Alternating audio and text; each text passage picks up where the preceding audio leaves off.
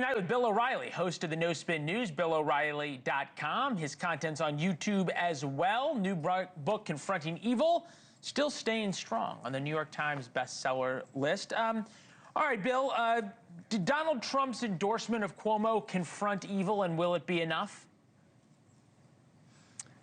Nobody knows, of course. That endorsement was made to try to convince some Republican voters in Staten Island, that's where most of them are in New York City, to cross over and vote for Cuomo. That's why he did it. Barack Obama, by the way, I'm getting into that habit. Barack Obama was out on the stump because Donald Trump is attacking Obamacare. That's what's motivating the former president. That's why he's out there sticking it to him. I read his speech in Virginia. It was very amusing that in less than a year, Trump hasn't solved every problem that guess who created? That would be Joe Biden. He created all of these problems, and Obama's mad because Trump hasn't solved them in a year. I don't know if that's an effective campaign speech, but these people mostly speak to the choir. And I can't call any race tonight. I wish I could. Mandami's having trouble closing, but the gamblers in New York have got him at 90% to win. And that's money, and that's, so you got to take that seriously. That's money, and that's them looking at polling and looking at the early vote data and where the early votes are happening. Right. These are some of the ads about Mandami. Take a listen. Violence is an artificial construction. Artificial? Tell that to the children caught in crossfire. The New York Times. Vote no on Mamdani. He's uniquely unsuited. New York's neighborhoods are under attack. Our streets, buses, and subways aren't safe. And Zoran Mamdani's radical socialist policies would make it even worse.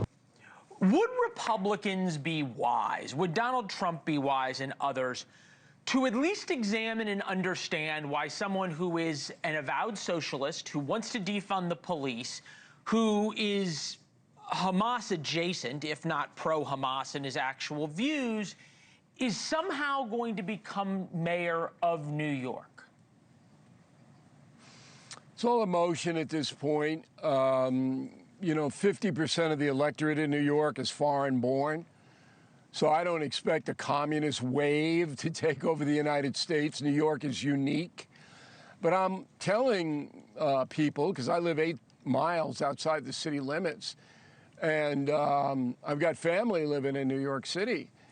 If Mandami gets elected, there are going to be many more assaults, rapes, and murders in New York City because the 911 system is going to collapse. I had a very high-ranking police official on the No Spin News tonight.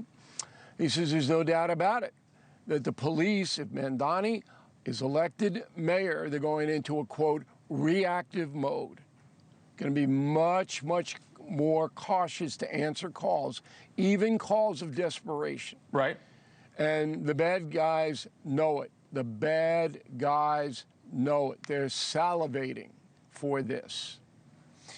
We think about where we are politically across America, and President Trump was on 60 Minutes last night. Get your feeling about the interview itself. But this, I think, surprised Norah O'Donnell when President Trump talked about what we all see on TV of the immigration raids, enforcement, arrests, etc. Take a listen. Have some of these raids gone too far?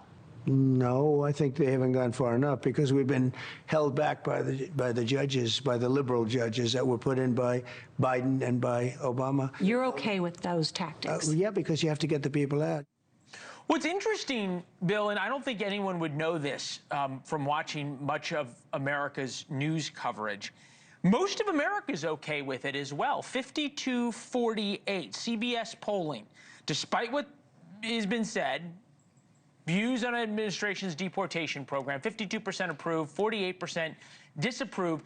That's 4 times as high as President Trump's spread in the general election. What does that tell us? Tells us that's why Trump got elected, and that is why. that Americans understood the danger of an open border. They understood the unfairness of it. But I would depart from the Trump administration and suggest to the president that he might say, listen, when you're trying to round up 15 million people, you're going to have excess. You're going to have mistakes. We don't want that. We don't want violence. We don't want to be torturing old people or people here who have, you know, by no fault of their own, the dreamers. But it's going to happen. And I'm going to work hard to make a lighter footprint here for the ICE agents. That would be my orders if I were the commander-in-chief. I wouldn't stop the roundups, but I would basically say we don't want anybody hurt. Why would you say that? Because it's not a good look. You know, no fair-minded American wants anybody beat up or hurt. If they're criminals, we all understand it, but the weakness of Homeland Security is its PR thrust. Doesn't explain. And Cuomo just had the Border Patrol guy on and said, look, you beat this guy up, but you won't say why.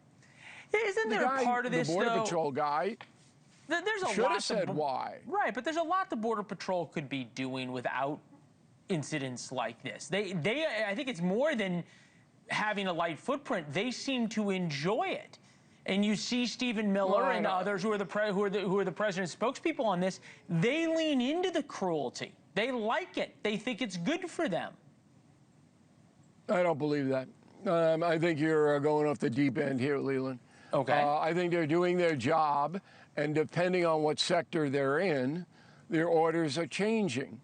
But if the president sends a message that, look, we have to take in people that are here undocumented, but a lighter touch when it's not a criminal, when you're not being threatened, is a better policy. Does that make sense to you? No, I think it does. What I'm trying to say is okay, that but it's not fair. What I'm saying to you is I know what you're saying, Leland. What am I saying? I have a master's degree from Harvard. Okay, I understand what you're saying. I don't think it's responsible for you to say that Border Patrol or ICE agents enjoy throwing people to the ground. Well, it's interesting. That's not what I said, which is why I asked you what you thought I was saying. What I was saying is that the administration, not the agents themselves, who you note and I note have an enormous amount of respect for, that there's parts of the administration, of the leadership at the White House, who views images like this as a feature, not a bug. The easiest thing in the world for them to do would be to order, as you point out, Bill, agents not to do this. But the president isn't doing it. He's not taking your advice. So why not? I don't know why not. It's Donald Trump. I mean, come on. Why not? He's basically puts himself up as a strong man and said, I'm going to clean this up. Now, I'd be more sensitive in this area because it's a PR look. You want to persuade people. I'm about persuasion. And I'm glad you clarified that it wasn't the field agents you were talking about. There is an element in the MAGA community that wants all of these people thrown out any way you got to throw them out. But it's a very small portion.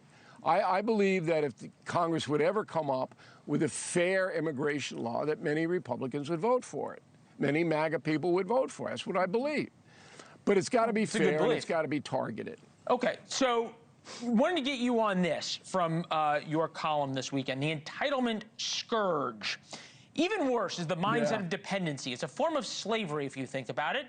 And that's what the progressive left wants. As many folks as possible totally addicted to handouts. You're writing this as it relates to the government shutdown that we see going forward. It reminded me of a line from Mitt Romney when he said, I think he said, the quote was, 47% of Americans aren't going to vote for me because they are dependent on the government.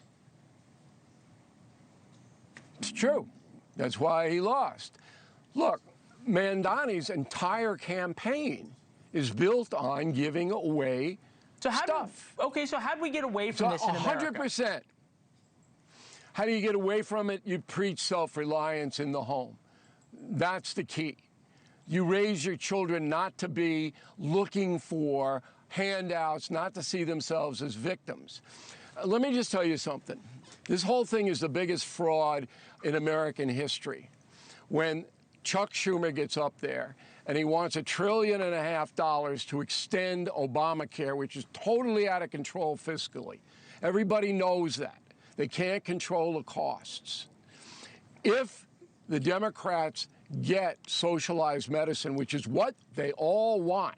I don't know whether you saw the town hall in D.C., but I put it to the two Democrats saying, you want socialized medicine. Now, Mo Rocca was honest and said, I think yeah. it was Ro Khanna, but yes. The lady from Khanna, I'm sorry, Congresswoman. I always get his name wrong. It's the guy on CBS. That's what it is.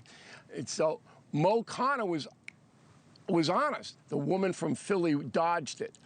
If that ever happened, if the more government control over the healthcare system creates a two-tier system, the people with the money, the affluent people, are going to go to the doctor's concierge. Right.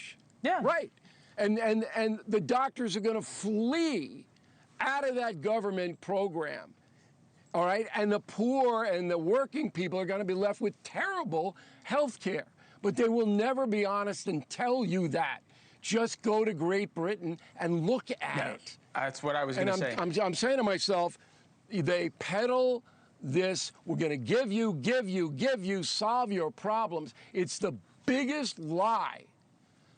And that is exactly why Mamdani will win if he does. Well, and tomorrow, he will not come through. Well, tomorrow at this time we see if that is what the future of New York looks like. As you point out, it happens very quickly in terms of how things go south. Bill, thank you. Thank you for watching. Subscribe below and download our NewsNation app right now on your phone, and you will get fact-based, unbiased news for all Americans.